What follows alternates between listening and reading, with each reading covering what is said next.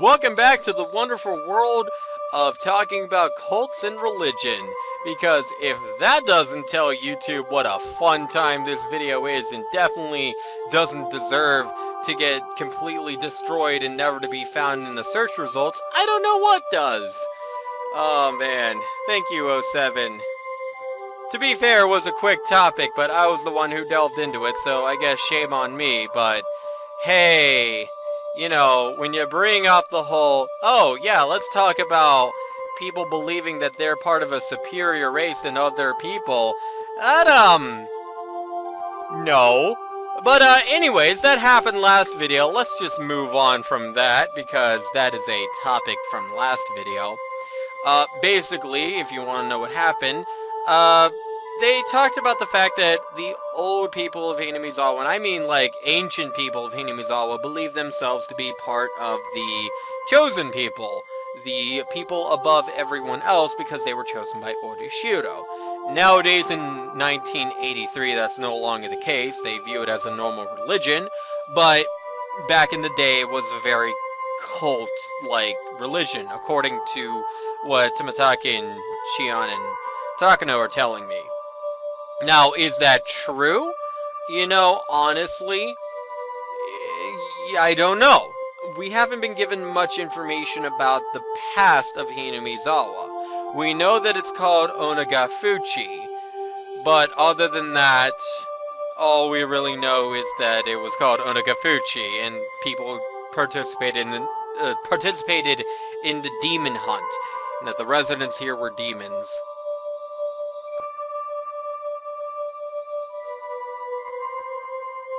And right in the midst of it, the incident drove home the finishing blow.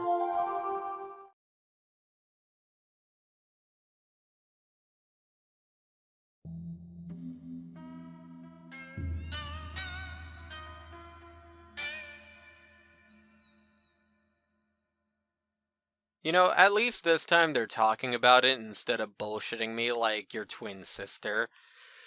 Seriously, that pissed me off so much in chapter 1, and she's still trying to do it in this chapter. But yes, the person managing the dam construction site in the Hinamizawa Dam was murdered. It was 4 years ago. We didn't know about this, but he had a fight with a subordinate and was beaten to death with a pickaxe. His limbs and head were torn off and the remains disposed of. Let me put it to you like this. This is the first death canonically mentioned in the 07th expansion. 07 got a little bit more fucked up in his writing as time went on, but this does have a historical moment in the When They Cry franchise. The dismemberment of the dam construction manager is the first that we've ever heard of murder. And unfortunately, it's not the last. Now, 07 did get more fucked up, as I mentioned. Anyone who's played Chapter 2 of Human Echo When They Cry, or hell, Chapter 3 of Human Echo When They Cry, can attest to how fucked up 07's writing can get. But it was just an incident, correct? Well, yes, but actually no, because next year, the man who had organized the Hinamizawa's group of dam proponents, he fell from a cliff while on vacation and died. Yup. Now, of course, being the proponent for the dam construction, I'd imagine that a lot of people were pretty pissed off at him.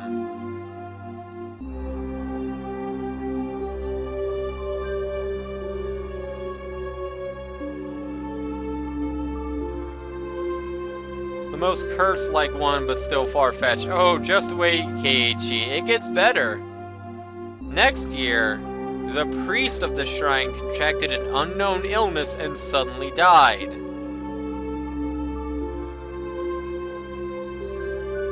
The old priest was a wait-and-see type. So this was a thing where he was kind of like passive about the whole incident.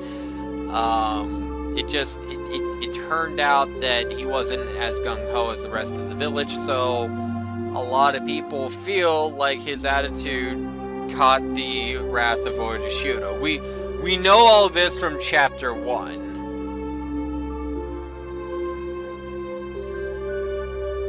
This is Orishido's curse. And yeah, this is a fair assumption. By the 3rd year, it is a fair assumption. The 1st year, one of their biggest enemies just ups and dies. The 2nd year, one of the proponents for the dam construction dies. And then the 3rd year, the neutral priest had actually died. Once is an event. Twice is a coincidence. 3 is a pattern. That is the rule of coincidences. When it happens the 3rd time, it's no longer a coincidence. Or else it has some of the biggest damn odds in the whole entire cosmos. But wait! That's not all! They're gonna talk about it in a bit. All of these incidents, though, it would have been fine if they happened on their own, but they all happened on the night of the Watanagashi festival.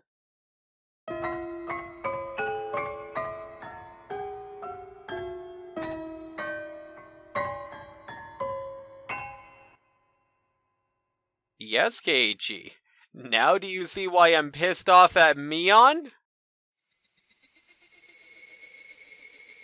This is now starting to sound like a curse, because everything has been happening on the same day for the last 4 years. And then, once we get into the 4th time it's happened in a row, last year, the sister-in-law of the man who was the leader of the damn proponents, you know, the one who died, well, she was discovered beaten to death.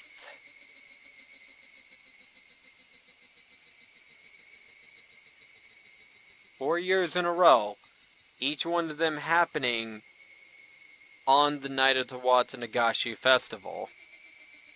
That's definitely not normal, Keiichi. That is something going on. The old folks have blindly accepted Orishiro's curse because of the incidents of the past few years, even younger people too now. So, yes, and that is a little bit of a logical conclusion. Usually, when it comes to religious communities, it's more of the older people with the tradition that see the value of the religion, and a lot of the younger people are like, whatever. But, you know, after 4 years of deaths happening, you know, a lot of people in Hinamizawa were like, oh, shit, okay. Well, this is actually a curse.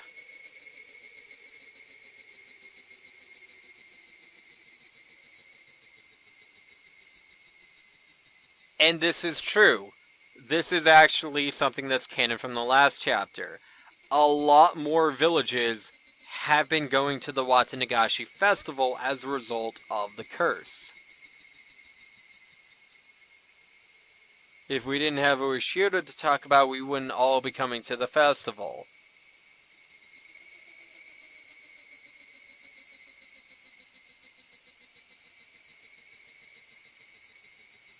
So, I mean, a lot of people feel like Orishido is going to curse them if they're not going to go to the festival.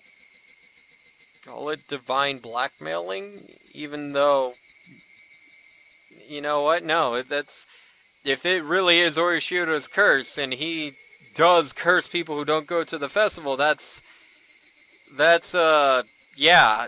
definitely, divine blackmailing is not the right term. That is a very bad term, but it's a work of fiction. But yes, in other words, a curse. People will be cursed if they don't go, so that's why a lot of them feel that they need to go. It is as simple as that.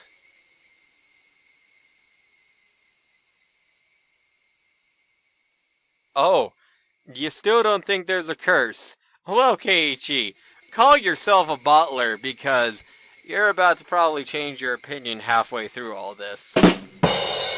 Because wait until you find out about the disappearances, too.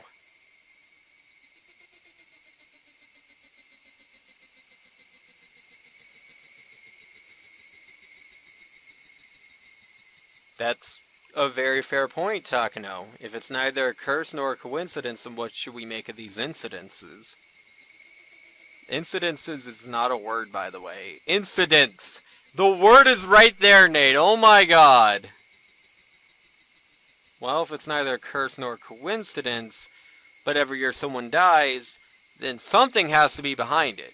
Because twice is a coincidence. 4 times is definitely not a coincidence. That's when you ring the alarm and be like, oh fuck.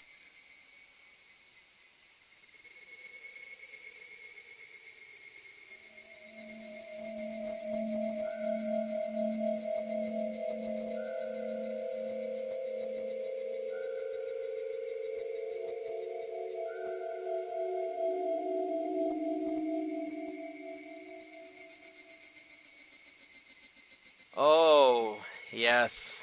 The work of real people. The conspiracy theory.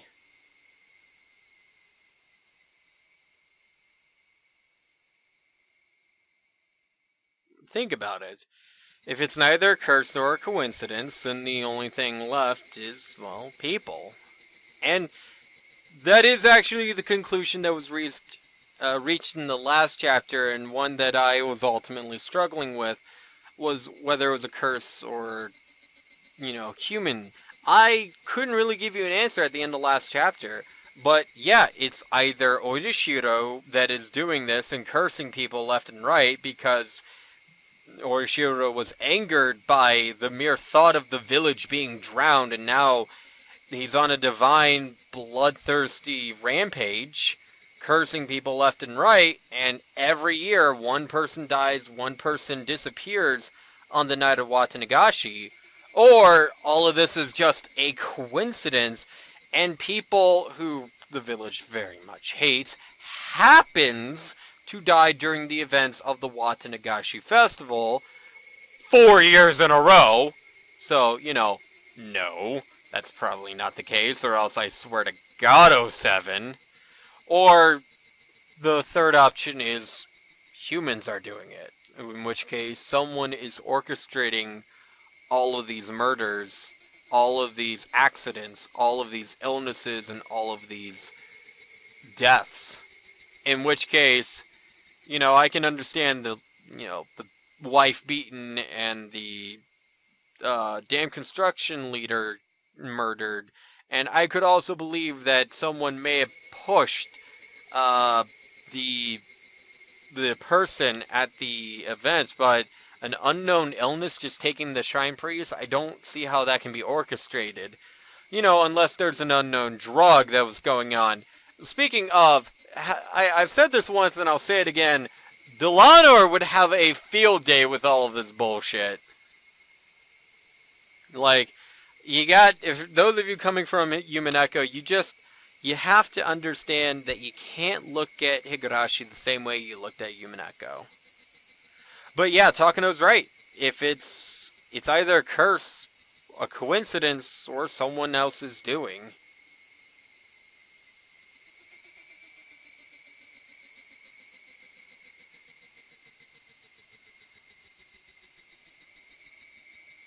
If the culprit is a person, they'd have to be someone from Hinamizawa.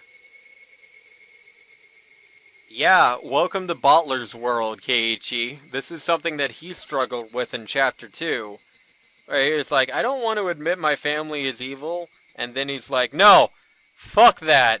To fucking take you down, Beatrice, I'm going to accuse anyone. So, I guess this is where we have to get past the fact that, people in Hinamizawa could actually be the culprit. And now, we know the reason why Mion didn't want to talk about this. The ends do not justify the means, Mion. The reasons do not justify the ends, or anything like that, any combination. Mion, you could have at least told me about the 5-year deaths, and whether or not you told me about the fact that, people believed that it was a curse or not, that would have been up to my own conclusions. But at the very least, you could have told me so I would be a little bit more careful on Watanagashi. But I digress. That is Mion and Rena and probably anyone else who told me that, oh no, none of that bullshit happened. To all those people, I understand why you did that, and you can kindly fuck off. Because, God. Look, okay. No, we gotta continue the chapter. I need to press A. I can go on an entire 20 to 30 minute rant if I had enough time in the world to talk about how that just, Mion!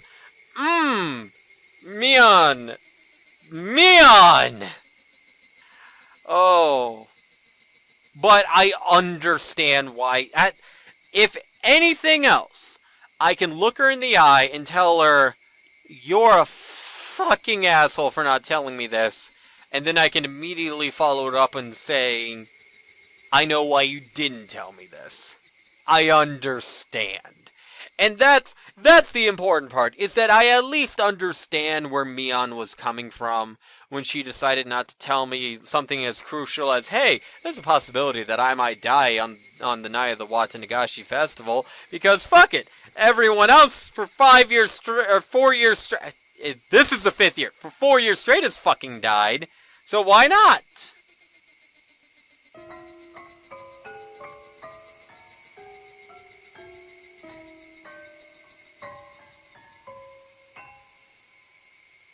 That is something I had not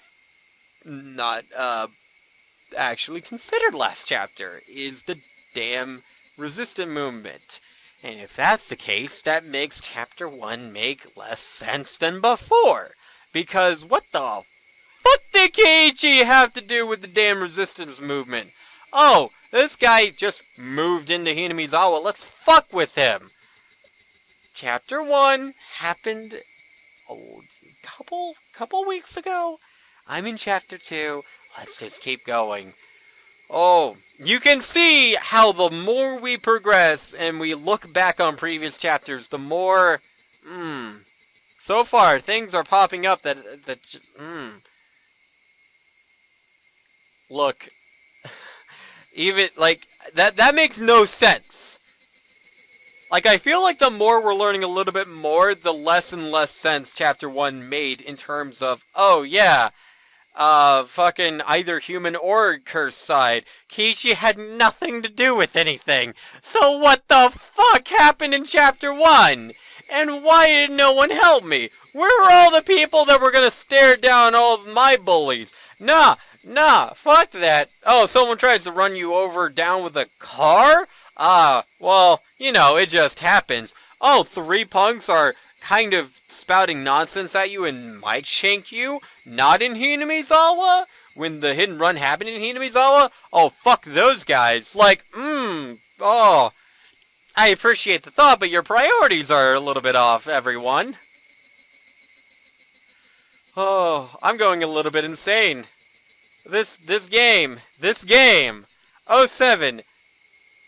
I understand it's your first and second chapter, but already you have given me a tiny bit of a plot hole of chapter 1, and that is, what the fuck did Keiichi have to do with the resistance, and just being a target for the resistance?